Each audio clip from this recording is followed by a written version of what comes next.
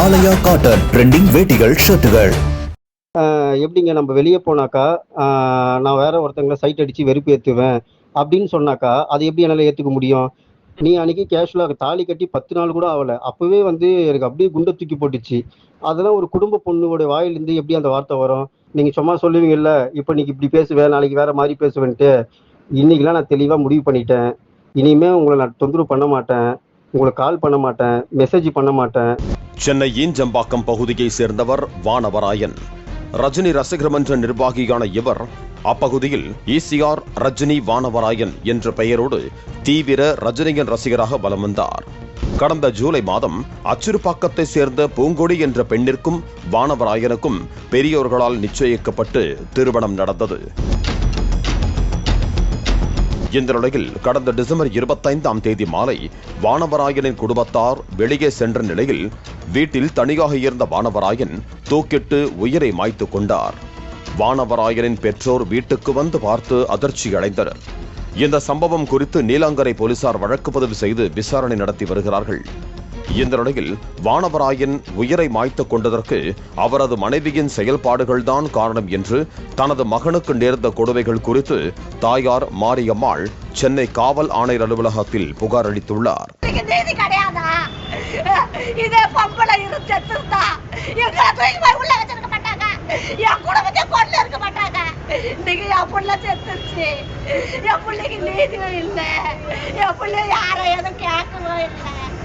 எங்க அப்பா பேரு எங்களை காப்பாத்துட்டாரு. எனக்கு நீதி வேணும், எனக்கு நீதி வேணும். திருமணமான சில நாட்களிலேயே கணவன் மனைவிக்கு இடையே பல பிரச்சனைகள் இருந்து வந்ததை அறிந்த மாரியம்மாள் இதுகுறித்து மகன் வானவராயனிடம் கேட்டபோதுதான் இருவரும் தாம்பத்திய உறவில் இல்லை என்பதும் பூங்கொடி வேறு ஒரு நபரிடம் திருமணத்தை மீறிய உறவில் இருந்து வந்ததும் தெரிய வந்ததாக கூறப்படுகிறது.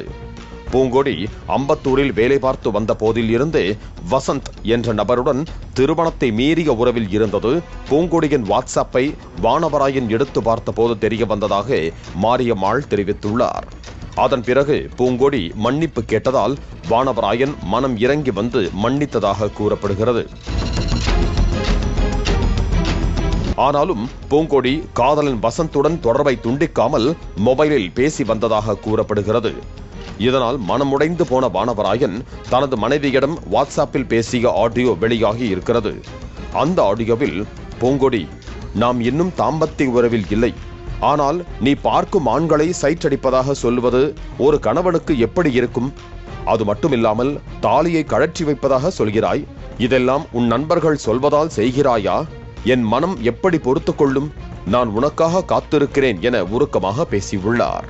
ஃபர்ஸ்ட் என்னை வந்து உங்களுக்கு முழுசா பிடிக்கல, என்கிட்ட இன்னும் நீங்கள் அந்யோன்யமா ஆகலை, அப்படி இருக்க பார்த்து ஒரு மனுஷங்கிட்ட வந்துட்டு எப்படிங்க நம்ம வெளியே போனாக்கா நான் வேற ஒருத்தங்களை சைட் அடித்து வெறுப்பு ஏற்றுவேன் அப்படின்னு சொன்னாக்கா அது எப்படி என்னால் ஏற்றுக்க முடியும்?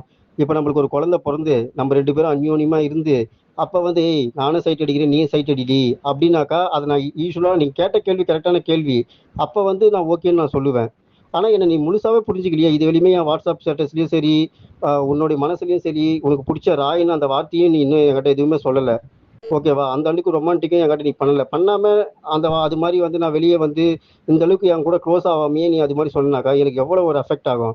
அதுக்கப்புறம் அன்னைக்கு சொல்கிறேன், எங்கள் குடும்பத்தெல்லாம் வந்து யாருமே தாலியெல்லாம் வந்து விளையாட்டுத்தனமா கூட சொல்ல மாட்டாங்க, தாலியை கட்டி வைக்கிறேங்க அப்படின்னு சொல்லிட்டு.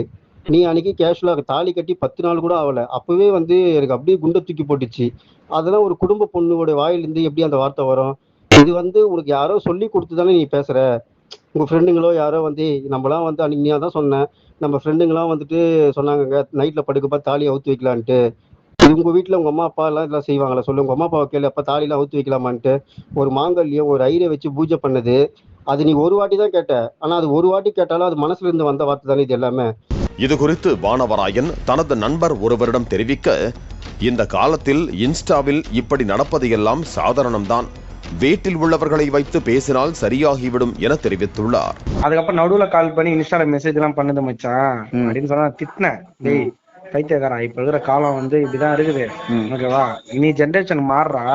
இன்ஸ்டாகிராம்ல சாதாரண இல்ல மச்சான் வளையல் வாங்கி கொடுத்தேன் அதை வாங்கி கொடுத்தேன் அப்படின்னா சரிடா, நீ ஒண்ணு இதை வந்து வீட்டுல கூப்பிட்டு பஞ்சாயத்து மாதிரி பண்ணு, இல்ல அம்மா கிட்ட சொல்லி அம்மா பேசவை அப்படின்னு சொன்னேன். இதனைத் தொடர்ந்து டிசம்பர் 21ஆம் தேதியன்று வானவராயன் தனது மனைவியின் அம்மா ஊரான கர்நாடகாவிற்கு மனைவியை அழைத்துக் கொண்டு சென்றுள்ளார். அடுத்த 2 நாட்களில் வானவராயன் தனது தாய்க்கு போன் செய்து அழுதபடி பூங்கொடியின் உறவினர் வீட்டுக்கு செல்வது பற்றி பிரச்சனை ஏற்பட்டதாகவும், அப்போது பூங்கொடியின் தந்தை தன்னை தகாத வார்த்தையில் திட்டிவிட்டார் என்றும் தான் உயிர் பிழைப்பதே அதிசயம் என்றும் தெரிவித்ததாக கூறப்படுகிறது. இதனை கேட்டு அதிர்ச்சியடைந்த வானவராயனின் தாய், நீ எங்கிருந்தாலும் இங்கு வந்துவிடு, பார்த்துக் கொள்ளலாம் என கூற அங்கிருந்து புறப்பட்ட வானவராயன் வழிமாறி வேறு ஊருக்கு சென்றுள்ளார். அதன் பிறகு ஊருக்கு வந்த வானவராயனை அவரது தாயார் சமாதானம் செய்துள்ளார். அப்போது என் மனைவி மேல உயிரை வச்சிருக்கேன், மாமனார் வீடு கட்டுவதால் 5 லட்சம் ரூபாய் பணத்தை உறவினரிடம் வாங்கி கொடுத்தேன், 6 சவரன் தங்க நகையும் மனைவியிடம் கொடுத்தேன் என வானவராயன் கூறியதாக சொல்லப்படுகிறது. ஏங்க, நான் மகேஸ்வரி பேசுறேன். வணக்கம். நான் கேள்விப்பட்டேன், எனக்கு மனசு கஷ்டமா இருந்துச்சு. வரக்கூடிய சூழ்நிலை இல்லாதனால தான் நான் வரல, சாரி. அப்புறம் நீங்க கொடுக்க வேணாம் தான் சொன்னீங்க. அவன் என்னை வற்புறுத்தி தான் கேட்டு வாங்கினான் காசு. முதல்ல ஒரு 25,000 வாங்கினான், அதாவது 10,000 ஒரு வாட்டி, 15,000 ஒரு வாட்டி வாங்கினான். நான் அப்போவே சொன்னேன் அவங்க திட்டுவாங்கன்னு. திரும்பவும் வந்து ஒரு தரம் 20,000 ஊருக்கு போகிறதுக்கு முன்னாடி கேட்டான். நான் சொன்னேன் அப்போவே, ஏற்கனவே 25,000 வாங்கிக்கிறடா, அவங்க அம்மா திட்டுவாங்கடா அப்படின்னு சொன்னாக்கா. இல்லைக்கா 2 கல்யாணம் வச்சுட்டாங்க, ஏற்கனவே ஒரு தடவை சொல்லியிருக்கான், எங்களுக்குள்ள அண்டர்ஸ்டாண்டிங் இல்லைக்கான்னு. புதுசாக கல்யாணம் இருக்குல்ல, அப்படி தாண்டா இருக்க பசங்க, சரியா போயிடும் அப்படின்னு சொன்னேன். அதுக்கப்புறம் திருப்பி ஃபோன் பண்ணி, அக்கா இந்த மாதிரி இப்போதாங்க கொஞ்சம் அண்டர்ஸ்டாண்டிங்கில் வருது, ஒரு 20,000 கொடுத்தீங்கன்னா நான் ஊருக்கு போனால் காசு மாமியார் மாமனாருக்குலாம் எதனா கொடுத்துட்டு வர வேண்டியிருக்கும், செலவுக்கு வேணும். உனக்கு உங்கள் அம்மா காசு செலவு கொடுக்காது இருந்திருப்பாங்க, என்ன வந்து கேட்குறியடா அப்படின்னு சொல்லி கேட்டேன். ஒரே தொந்தரவு பண்ணான். 15-20 நாளாக ஃபோன் அடித்தான். நானும் ஃபோன் எடுக்கலை. ஒரு நாள் சரி சும்மா ஃபோன் அடிக்கிறான்னு சொல்லிடலான்னு எடுத்தா அவன் கேட்டான். நான் கொடுத்துட்டேங்க. இது வரைக்கும் அவன் என்கிட்ட 45,000 ரூபாய் வாங்கியிருக்கான். நீங்கள் என்ன சொல்கிறீங்களோ உங்கள் விருப்பம், எனக்கு கேட்கறதுக்கு மனசு கஷ்டமாக தான் இருக்குது. நானும் இன்னொரு இடத்துல தான் வாங்கி கொடுத்துருக்கிறேன். தனது மனைவி மீண்டும் வந்து விடுவார் என வானவராயன் நினைத்து காத்திருந்த நிலையில் வானவராயனின் மொபைல் எண்ணையே அவரது மனைவி பிளாக் செய்ததாக கூறப்படுகிறது. இந்த நிலையில் மன உளைச்சலில் இருந்த வானவராயன் வீட்டில் யாரும் இல்லாத நிலையில் உயிரை மாய்த்துக் கொண்டார். இதனைத் தொடர்ந்து வானவராயன் தாயார் நீலாங்கரை காவல் நிலையத்தில் புகார் அளித்த நிலையில் பூங்கொடியின் உறவினரான பழனி என்பவர் காவலர் என்பதால் போலீசார் மேல் நடவடிக்கை எடுக்கவில்லை என்றும் மாரியம்மாள் புகாரில் தெரிவித்திருக்கிறார். இருந்த பொண்ண தெரியாத கட்டிட்டு சாமி அச்சரப்பாக்கம் கூட்டு குடும்பம் ஓடு வாசல் பண்ணல. அந்த பையனி தான் சாமி கூட்டு குடும்பம் இல்ல, நான் பாத்துக்கிறேன். அவங்க சித்தப்பா எங்களுக்கு யாரும் இல்ல சாமி, அவங்க எல்லாம் ஆம்பளைங்க கூட்டு குடும்பம். எங்களை மிரட்டியே வந்தாங்கப்பா, மிரட்டுவாங்க சாமி. இன்னைக்கு சொடத்தாங்க எங்களுக்கு செய்யுங்க அதை செய்யுங்கன்னு. அவர் என்ன பண்ணாரு, அவர் பஞ்சாயத்து பண்ணி விட்டுட்டு போய் அவங்க சித்தப்பா போலீஸா இருக்கிறாரு ஐயா, இது சைதாப்பேட்டையில இருக்கிறாரு. ஆம்பளையா இருந்து மாத்துறாங்களே, எங்களுக்கு யாருமே இல்லை சாமி. எனக்கு அண்ணன் தம்பி கிடையாது, எனக்கு அப்பா கிடையாது, நான் ஒரே பொண்ணு ஐயா, புருஷன் இல்லாம இதற்கிடையே வானவராயன் தரப்பு வழக்கறிஞரிடம் தங்கள் பெண் யாரிடமும் தப்பாக பேசவில்லை என்று காவலர் பழனி கூறிய நிலையில் அதற்கான வாட்ஸ்அப் ஆதாரம் இருப்பதாக கூறியதால் அவர் அமைதியானார். பிள்ளையா இருந்தாலும் சரி, பெண்ணா இருந்தாலும் சரி, பாதுகாப்பு ரொம்ப முக்கியம். இது சம்பந்தமாக மேல் நடவடிக்கை கண்டிப்பாக காவல் ஆணையர் எடுப்பாருன்ற அந்த நம்பிக்கையில் தான் இன்றைக்கி அவங்களுடைய ஆதங்கத்தை இங்கே வெளிப்படுத்தினாங்க. அந்த அவங்களுடைய கல்யாணத்துக்கு ஏற்பாடு செய்த பழனின்ற ஒரு காவல் துறையில் இருக்கார் சைதாப்பேட்டையில். அவர்கிட்டயே நான் ஃபோன் பண்ணி இந்த மாதிரி விஷயம்லாம் கேட்டதுக்கு பையன் இறந்துட்டா அதனால் என்ன பண்ண முடியும், எங்களுக்கும் பாதிப்பு தான் அப்படின்ற மாதிரி அவர் பேசியிருந்தார். ஸோ இது சம்மந்தமாக நடவடிக்கை எடுக்கிறதுக்காக புகார் மனு கொடுத்துருக்குறோம்.